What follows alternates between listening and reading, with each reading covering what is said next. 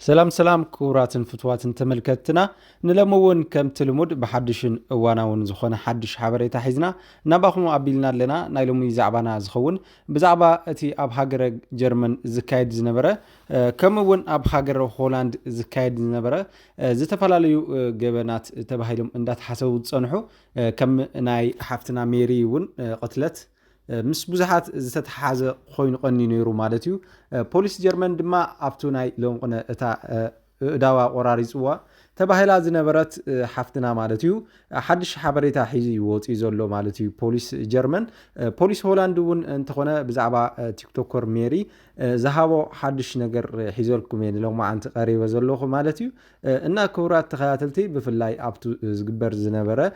تفتش ناي بولايس مالتيو باخلابن بستفلاليا دقات كاميرا دروناتن زغبر زنبره زتفلالي منقسقاسات مالتيو نمفتاش نتريسا نحزيو جن حدش نجر رخيبنا كبوليم اندا تزاربو زركو بولايس جرمن مالتيو ابتا ايداوا تقوريصا زنبرت حفتنا خاليون انتخونه ات سبعاياون زوص حدش حبريتا الله مالتي بزعبو انتايو نزبل نجرون حدش حبريتا حيزلكم مصي ኣለኹ بحبار كنريو كخوني مالتيو نلما انتي سناي صانحيت سناي مكتال دحر زحصار مسغاغريتون نخلو زخون حبريتا بشفان كبكم مالتيو سناي صانحيت سناي مكتال جرمن يداوات اوريصو استرخبت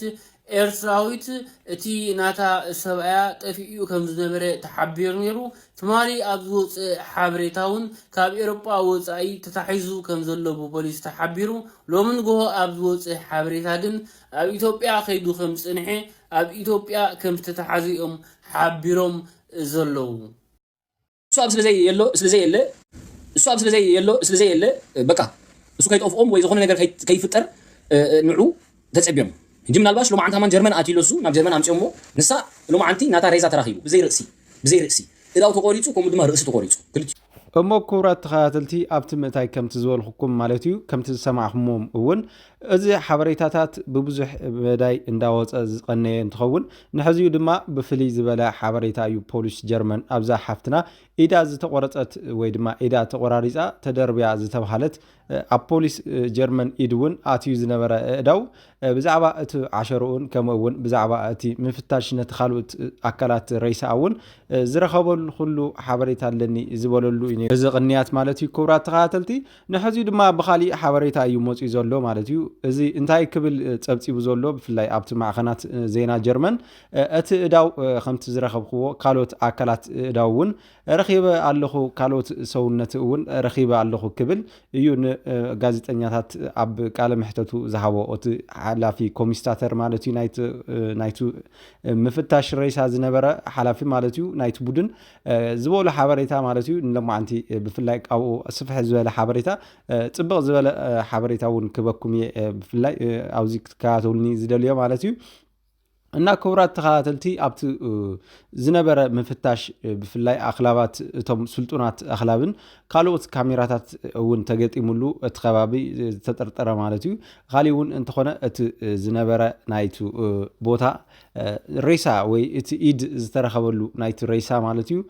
ዝነበሮ ቦታታት ኩሉ ዝተፈላለየ ምፍታሽ ተገይሩሉ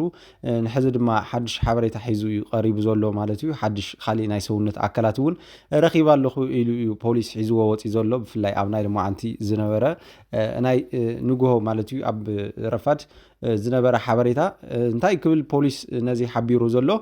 ብፍላይ ኣነ ኣብቲ ዝገብሮም ዝነበርኩ ምፍታሻት ብዙሓት ነገራት ካብኡ እውን ዝዘለለ ካብቲ ሬሳ ካልኦት ነገራት ከም ሞዲስ ዝዓይነቱ ካሊእ እውን ደም ዝጠልቀየ ጨርቂ እውን ረኺበ ነይረ ኢሉ ዘሎ ማለት እዩ ነዚ ፖሊስ ነዚ ሓበሬታ ኣብ ዝህበሉ ሰዓት ማለት እዩ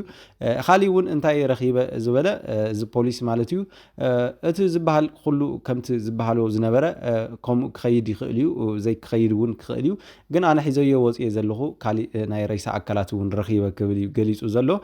እቲ ረይሳ ድማ ብዘይ ርእሲ ከም ዝኾነ ርእሲ ናይቲ ረይሳ ከም ዘይብሉ እዩ እንዳተሓበረ ዝርከብ ዘሎ ማለት እዩ ክቡራት ተኸታተልቲ ብኸመይ እዩ ነዚ ተግባር እዚ ገይርዎ እቲ ሰብኣይ ኸ ናበይ እዩ ጠፊኡ ናበይ ከኸይዱ እንዳተባሃለ ብዙሕ ምፍታሻት ይግበር ፀኒሑ እዩ ማለት እዩ ብፍላይ ድማ እቲ ቀታሊያ ዝተባሃለ ኣቦ ወዳ ከም ዝኾነ ወዲ 3 ወርሒ ከም ዝኸነውን እቲ ቆልዓ ማለት እዩ እቲ ህፃን ገና ሓራስ ከም ዝኾነት እውን እንዳተሓበረ ዝፀንሐ ሓበሬታ እዩ ነይሩ ንሕዚኡ ድማ ኣብቲ ዝተባሃለሉ ሰዓት በፂሑ ግዲ እቲ ገበነኛ እውን ክርከብ ላዕልን ታሕትን ኣብ ዝተባሃለሉ ሎሚ ኣብ ካሊእ ሃገር ተረኺቡ ኣሎ ተባሂሉ ኣሎ ማለት እዩ ኣብ ምንታይ እዩ ተረኺቡ ንዝብል ነገር እቲ ፖሊስ እውን ብዝርዝር ኣብ ዘውፅሉ ሓበሬታ ሒዘልኩም ቀሪበ ዘለኹ ማለት እዩ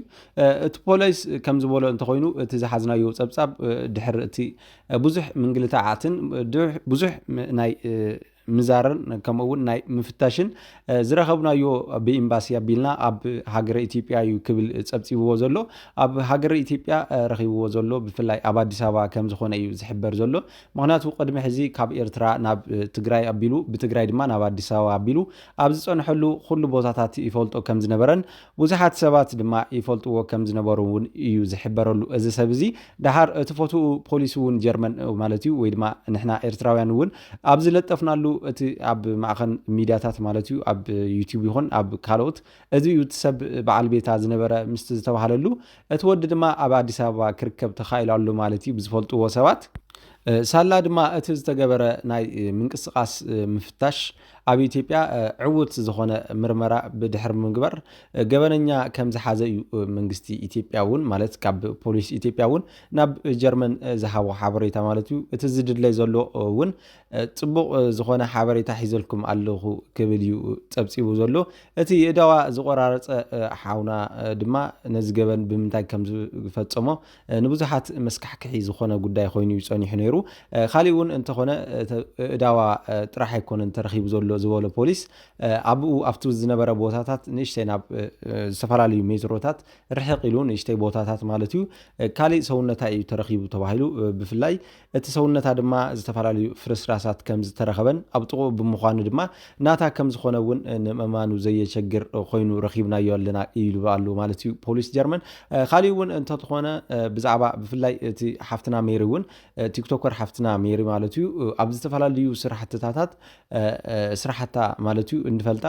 ብጣዕሚ ድማ ደቂ ኣንስትዮ ኣብ ምብርትታዕ ብፍላይ ዝነበራ ብዙሕ ነገር ናብኡ ደፋፋ ብዙሓት ስራሕትታት እውን ንደቂ ኣንስትዮ ማለት እዩ እትዎ ዝነበረ ምብርትታዓት ንብዙሓት ከነቃቅሕን ከምኡውን ናብ ስራሕ ከኣትያን ዝገብር ዝነበረ እዩ ማለት እዩ ነዚ ድማ ክትርከብ ኣይከኣለትን ማለት እዩ ቀፂላ ክትርከበሉ ኣይከኣለትን ብጣዕሚ ብዘሕዝን ኩነታት ሞይታ ተሓኒቃ ተባሂላ እያ ማለት እዩ ወፂያ ዝነበረት ናብ ማዕኸናት ዜና ካሊእ ግን እንታይ ከም ዝኾነ መቕተል እያ ምክንያቱ እውን ብዙሓት እንዳተናገሩ እዮም ዝርከቡ ፍላይ ሓፍትና ሜሪ እውን እቲ ትገብሮ ዝነበረት ምንቅስቃሳታ እቲ ትገብሮ ዝነበረት ኣብ ስፖርት ኣብ ኣመጋግባን ከምኡውን ጥዕና ዝሕሉ ብዙሓት ምግብታትን መስተታትን እውን እንመን ምዃኖምን ካብኡ ድማ ንምንታይ ከም ዝጠቕሙ እውን ረብሓኦም እንዳተናገረት እያ ኣብ ቲክቶክ ተቐርብ ኩሉ ግዜ ነዛ ሓፍትና እዚኣ እውን ከምቲ ዝሰማዕናዮ ብመሕነቕቲ ዓርሳ ጥፍያ ተባሂላ ሞይታ ተባሂላ ማለት እዩ ዜና ወፂኡ ነይሩ ኣብ ዝሓለፈ ማለት እዩ ናይዛ ሓፍትና እውን ጉዳያ ብደንቢ ክትፃረ ከምዚኣ ናዛ ተረኺቡ ዘሎ እዛ ክልተ ኢዳዋ ቆራሪፅዋ ዝተባሃለት ኣብ ሃገረ ጀርመን እትነብር ዝነበረት ኤርትራዊት ማለት እዩ ብፍላይ ድማ ናዚኣ ጉዳይ ብዙሓት እውን ሓበሬታታት ፀኒሕዎ እዩ ማለት እዩ ኣብቲ ማዓስከር እውን ኣብ ዝኸደሉ ሰዓት ፖሊስ ማለት እዩ ክፃሪ ገረዋውታ እውን እንትኾኑ ናብ ቤት ማእሰርቲ ብምቕራብ እቲ ጉዳይ ክፅብፅቦ ድሕሪ ምፅናሕ እዩ እቲ ቀታሊኣ በዓል ቤታን ኣቦ ወዳን ከም ዝኾነን ሓቢሩ ዘሎ ማለት እዩ ፖሊስ ድሕሪ ድማ እቲ ዝመፀ ሓበሬታ ካብ ኢትዮጵያ ንዝመፀ ሓበሬታ ማለት እዩ ፖሊስ እቲ ኢትዮጵያ ማለት እዩ ነቲ ተጠርጣሪ ነቲ ቀታሊ እውን ሒዘ ኣለኹ ክብል እዩ ፀብፂብዎ ዘሎ እዚ ድማ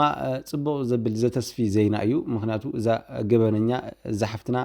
ገበን ተፈፂምዋ ስቑኢላ ዳኣ እንተተሪፋ ፅባሕ ንጎህ እውን ካሊእ ከምዚ ዓይነት ክድገም እውን በሪ ዝኸፍት እዩ ማለት እዩ ገበነኛ እንተተተሓሒዙ ካብዚ ዝተለዓለ እዩ ድማ እቲ ኩነታት ብፅቡቕ ምፅራይ እንዳተገበሮ ዝቐነየ ብፍላይ ፖሊስ ጀርመን ድማ ዘለዎ ኩሉ ቴክኖሎጂታት ተዓጢቑ ነቲ ምርመራን ነቲ ምፍታሽ ዝካየድሉ ዝነበረ ሰዓት ዝገብሮ ዝነበረ ብዙሓት ነገራት ዝረኣናሉ ማለት እዩ እና ክቡራት ተኸታተልቲ ከምዚኦም ዓይነት ነገራት ድማ ብጥንቃቐ ዝኾነ ዓይነት ድማ ሚስጥር ብዘይወፅእ ኣገባብ ክፃረ እንተሎ ከምዚ ዓይነት ውፅኢት ሒዙ እዩ ዝቐርብ ሞ ከምቲ ልሙድ ኩላትና እውን ሚስጥራትና እንዳዓቀብና ከምዚ ዓይነት ጉዳያት ክፍፀም እንተሎ ድማ ካብዚ መሓር እምበር ክፍፀም እንተሎ ሚስጥር ዝተሓለወ ኣካይዳ እንተዳ ኸይድና ከምዚ ዓይነት ውፅኢት ስለ ንረክብ ኩሉ እንገብሮ ነገር ብጥንቃቐን ዓርስና እውን ካብ ዝተፈላለዩ ነገራት ክንሕሉ ክነግረኩም ይደሊ በዚ ኣጋጣሚ እና ንለማዓንቲ ዝነበረን ሓበሬታ ነዚ ይመስል ነይሩ። ሰናይ ናይ ሰዓት ምክትታል ብምግባርኩም ኣዝየ እንዳመስገንኩ ደሓን ኩንታ